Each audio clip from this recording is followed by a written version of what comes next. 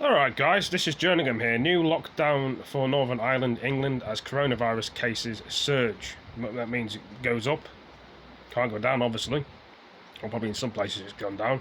Doesn't mention anything about Wales or any Scotland, but their own rules. But anyway, let's play the video. Hope you all enjoy it.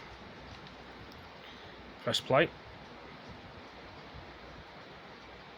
The Health Secretary has announced tough new restrictions for millions of people living in parts of northern England amid a rise in cases of coronavirus. Matt Hancock says that from midnight tonight, people living in Greater Manchester and parts of East Lancashire and West Yorkshire will be banned from going to other people's houses. They cannot meet inside or in private gardens. He says the sudden move is part of immediate action to keep people safe. The details are still emerging, but it appears that shops, pubs and restaurants in the affected areas can remain open. Sophie Hutchinson has the very latest. Oldham, where cases of coronavirus have more than tripled in the past week.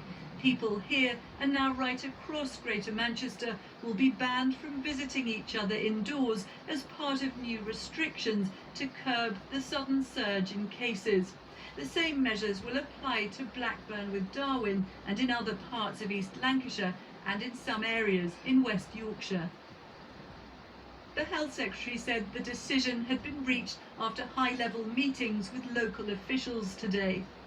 We take this action with a heavy heart, but unfortunately it's necessary because we've seen that households meeting up and a lack of social distancing is one of the causes of this rising rate of coronavirus, and we'll do whatever is necessary to keep the country safe. A spike in coronavirus cases in places like Trafford in Greater Manchester has led to tonight's decision. Initially, the virus seemed to hit teenagers there, according to public health officials. Now it's adults, some with young families, and it's in the better off areas. It's a leafy suburb, so we've got lots of professional families, lots of teachers, social workers, doctors, nurses. It's a very, very desirable area to live, and the areas that we're seeing these positive cases in are in these households.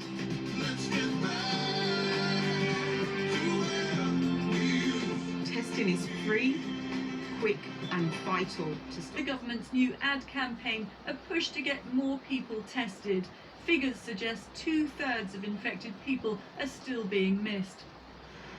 But there is better news in Leicester, which has seen a significant drop in infections.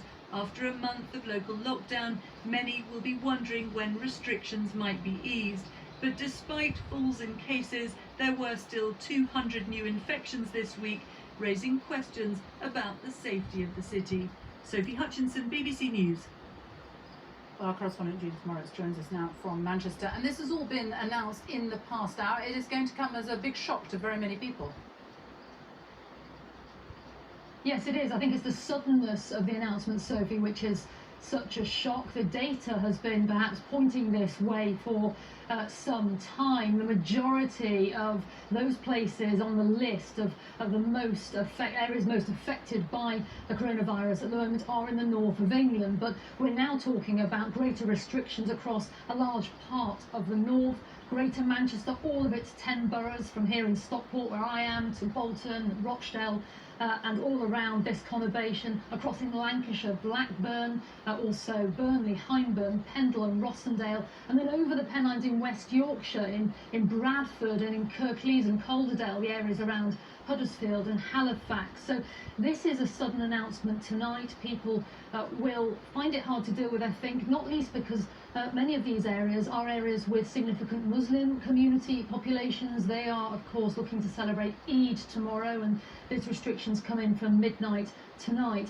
They're not, these restrictions, as strict as what we saw in Leicester recently, but they do cover a much greater area, so it's the number of people affected by it. I think the other thing to say to you is that it's been a decision taken by central government, but it has been welcomed by people here, by leaders here, and taken in conjunction with them. And Andy Burnham tonight, who's the Mayor of Greater Manchester, has said A, that he welcomes it, and B, in fact, that he's asked all of the residents who come within his area in Greater Manchester, both young and old alike, to abide by these new restrictions.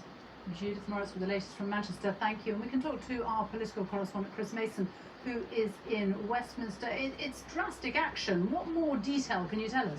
Yeah, we were told, weren't we, that there was always the possibility that the brakes would be slammed on as part of this gradual unlocking of the country. Well, here it is, the biggest single example of it yet, affecting millions of people with barely a couple of hours' notice until these new rules kick in at midnight. What I'm told this evening is that Matt Hancock, the Health Secretary for England, chaired what is known as the Gold Committee. That's the most senior representatives, officials and politicians in all of the English regions. They came to the conclusion this afternoon, having looked at the data, that they had to act immediately. Quite striking in his interview tonight was that Matt Hancock 3 times rebuked some people in these affected regions for breaking social distancing regulations. And he said for that reason, that was why this had to be done, and it had to be done as quickly as possible. Wouldn't surprise me if we were to hear from the Prime Minister tomorrow about the potential this could have